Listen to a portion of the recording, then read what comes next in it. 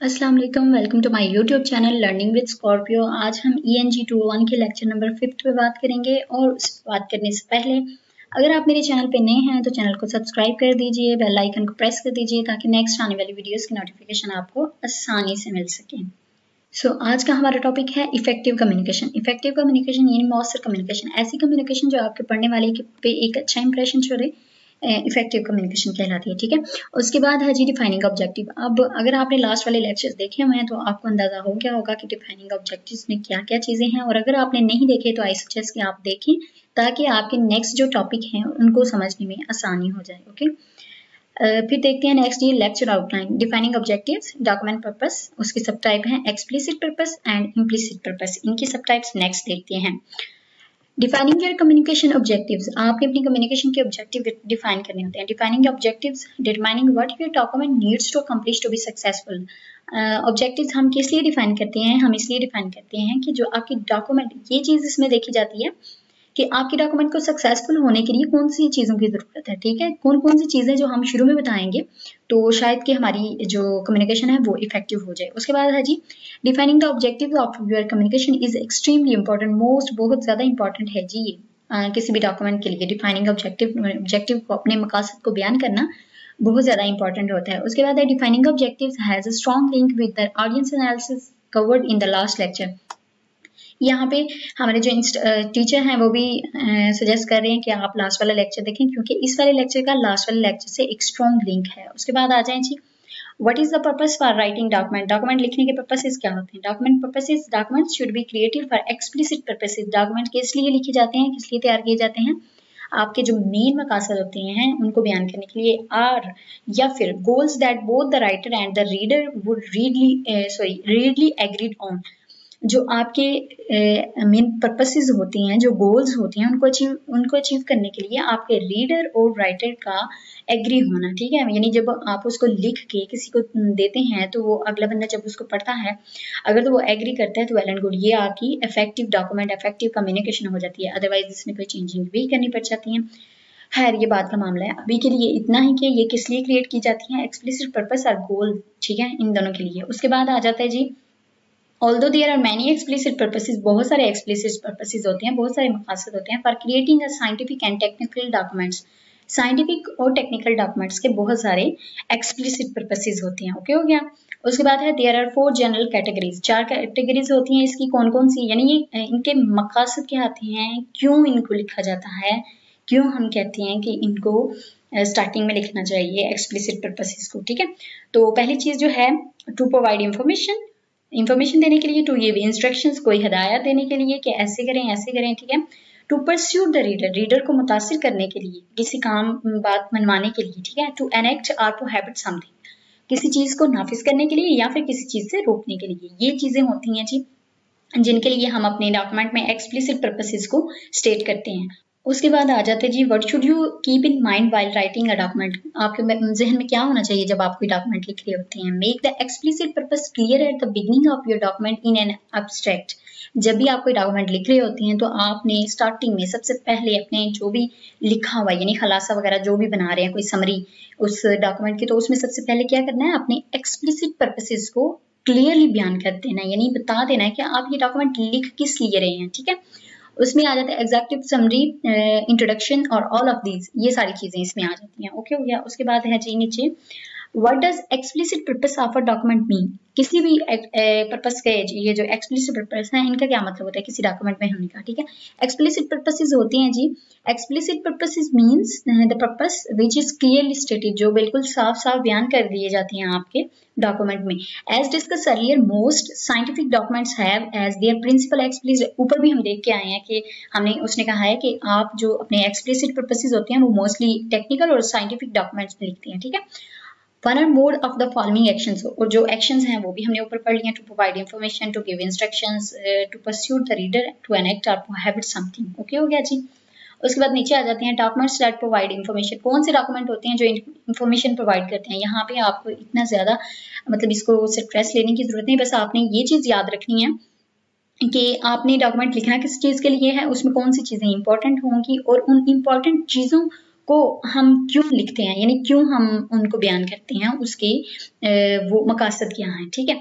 उसके बाद उन्होंने डॉक्यूमेंट की टाइप्स बताई हुई हैं कुछ की, ठीक है। डॉक्यूमेंट दैट प्रोवाइड इंफॉर्मेशन, कौन से डॉक्यूमेंट हैं जो इंफॉर्मेशन प्रोवाइड करते हैं, ये आपके क्विज पॉइंट ऑफ व्यू से भी इंपॉर्टेंट है। वो पूछ सकता है कि डॉक्यूमेंट्स बताएं जो आपको इंफॉर्मेशन प्रोवाइड करते हैं, तो आप उसके आंसर में ये बताएंगे। लिटरेचर रिव्यूज आर स्पेसिफिकेशन, ये कौन से डॉक्यूमेंट होते हैं जो इंफॉर्मेशन प्रोवाइड करते हैं, ठीक है।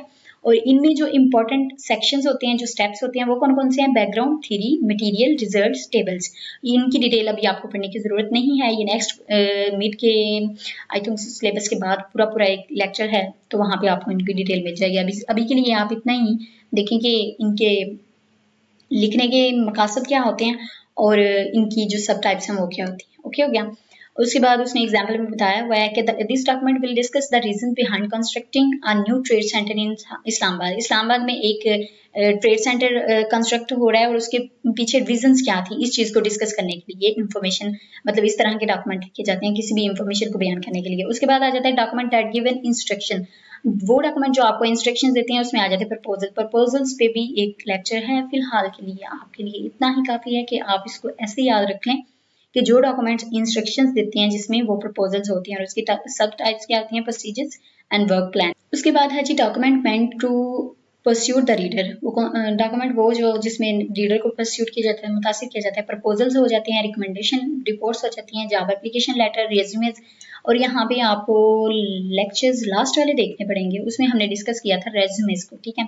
जब भी आप किसी जॉब के लिए अप्लाई करती हैं तो उसमें जो रेज्यूमे लिखनी है, तो हमने पूरा उसका एक डिटेल व्यू देखा था कि उसमें यही चीज़ होती है बार बार कि आपने अपने जो रेज्यूमे पढ़ने वाले बने हैं उसको इस तरह से मुतासिर करना है कि वो आपको जॉब देने के लिए मजबूर हो जाए, ठीक है ना। तो इसका मतलब तो यही हुआ ना कि आप उसको इम्प्रेस करेंगे किसी न किसी तरीके से, देन वो आपको जॉब के लिए हायर करेगा। उसके बाद सेक्शन है, इसमें डिस्कशन होती है, कंक्लूजन्स होती हैं, रिकमेंडेशंस होती हैं, ठीक है। इसको याद कर लीजिए। कंक्लूजन्स और रिकमेंडेशन का मैं लास्ट टाइम आपको बताया था, इसको भी जरा याद कर लीजिएगा। और उसके बाद है documents meant to enact something. अब वो डॉक्यूमेंट जो आपको किसी चीज को नाफिज करने के लिए या मना करने के लिए लिखे जाते हैं, तो उसमें आ जाता है सबसे पहले तो है एक्सेप्टेंस लेटर। और इसी को मैं बता देती हूँ कि जब आप किसी जॉब के लिए अप्लाई करते हैं, तो जब आपको उस जॉब के लिए हायर कर लिया जाता है, तो ये लेटर आपको आता है कि आपको आपकी जो एप्लीकेशन है, आपका जो लेटर है वो एक्सेप्ट हो गया, आप इस जॉब के लिए जो है आपको हायर कर लिया गया। ओके।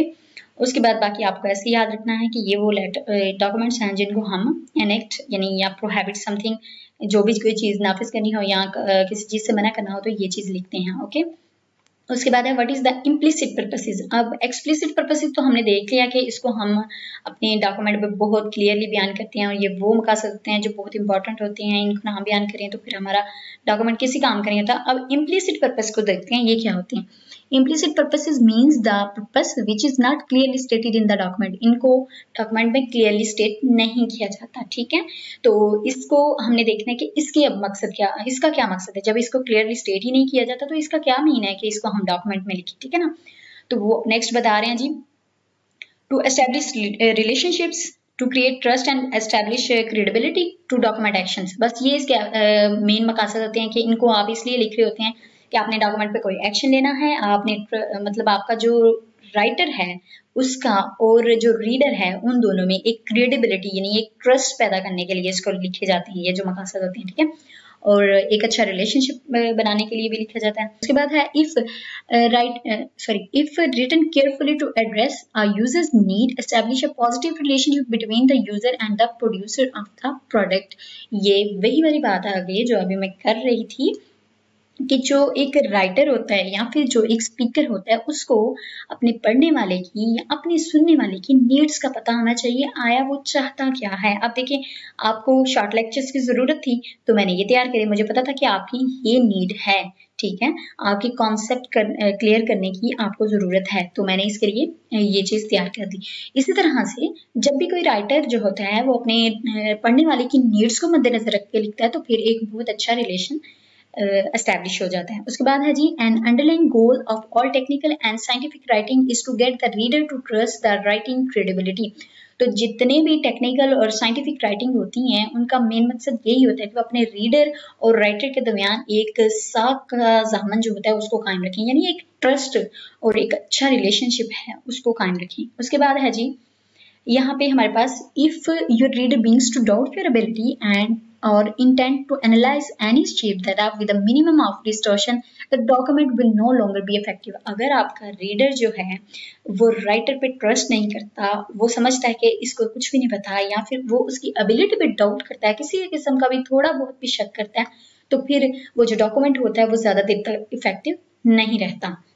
उसके बाद नेक्स्ट थर्ड पॉइंट है, scientist, engineers and managers often use writing to create permanent records of their thoughts and actions। जो साइंटिस्ट होते हैं, इंजीनियर्स होते हैं, मैनेजर्स होते हैं, वो जो भी सोचते और जो भी सोचने करने का सोचते हैं उसको वो लिख लेते हैं। किस लिए लिख लेते हैं? ताकि ये एक रिकॉर्ड रहे उनके पास। ठीक हो गया, जितने भी जो भी वो सोचते हैं और जो भी वो करते हैं उस सबका उनके पास एक रिकॉर्ड होता है। उसके बाद है जी, one of the primary differences between most forms of written and spoken communication is, लिखने और जो है बोलने के दोनों में एक चीज का डिफरेंस होता है, वो क्या है वो देखते हैं। That writing can be clearly permanent, जो चीज आप लिखते हैं वो परमानेंट होती है, यानी जो भी आपकी रिटन डॉक्यूमेंट होते हैं वो सेव हो जाते हैं परमानेंटली। उसकी दूसरी बात यह है, speeches vanishes as soon as it is produced। Speeches यानी जो बोलते हैं हम, वो जितनी जल्दी हम उसको बोल लेते हैं उतनी ही जल्दी वो खत्म हो जाता है। ठीक है,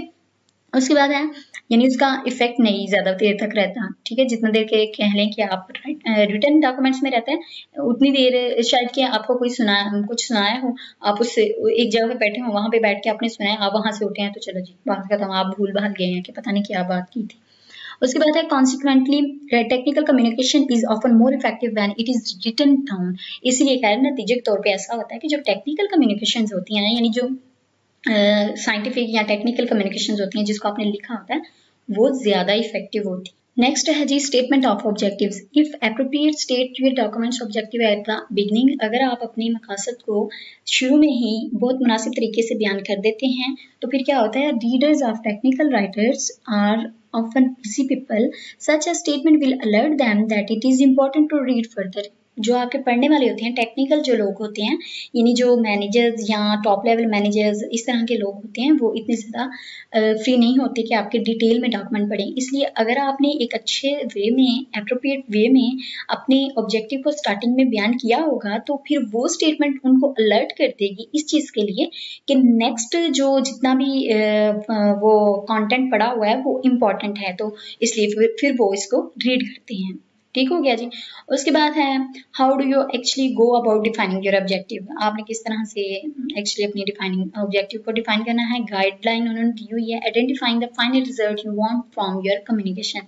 अब इसका फिर बहुत ज़्यादा लिंक है जी लास्ट वाले लेक्चर से, तो आई सजेस्ट कि आप लास्ट वाला लेक्चर ज़रूर देखिए। ठीक है, तो लास्ट टाइम भी हमने पढ़ा था कि जब भी आप कोई डॉक्यूमेंट लिख रहे होते हैं ना, तो उसके ऑब्जेक्टिव उसका ये होता है, सबसे पहला ऑब्जेक्टिव उसका ये होता है कि आपने अपने रिजल्ट, जो आप चीज़ उस डॉक्यूमेंट से चाह रहे हैं, यानी जो आउटकम आप उससे चाह रहे हैं, आपने उसको सबसे पहले स्टेट करना है, उसको अपने जहन में रखना है। ठीक है, उसके बाद है जी, when defining your objective start by identifying the final result you want from your communication. तो आपने क्या करना है, ये चीज़ आइडेंटिफाई करनी नहीं है कि आपने ये जो डॉक्यूमेंट लिखा है ये किस लिए लिखा है, आपको इसके रिजल्ट में क्या चाहिए। ठीक हो गया, डिटेल में आप पीछे वाला लेक्चर देखेंगे तो आपको समझ आ जाएगी। आई होप सो यहाँ पे भी समझ आ ही गई होगी।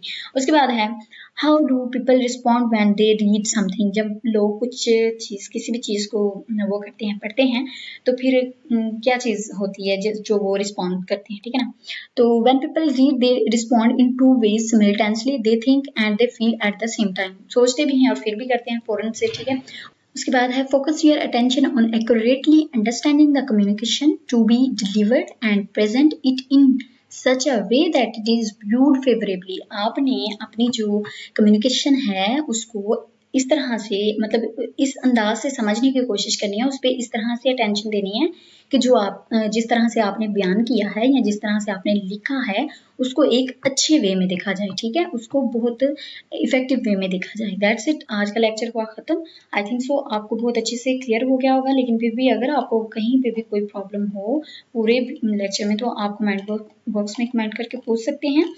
और आई सजेस्ट कि लास्ट वाला लेक्चर ज़रूर देखें, क्योंकि ये वाला जो लेक्चर है इसका बहुत ज़्यादा लिंक है लास्ट वाले लेक्चर से, और जाहिर है ये लेक्चर जो है इसका फिर नेक्स्ट वाले से होगा, और फिर आपको, अगर आपने लास्ट वाला लेक्चर ना लिया तो फिर आपको मसला होगा।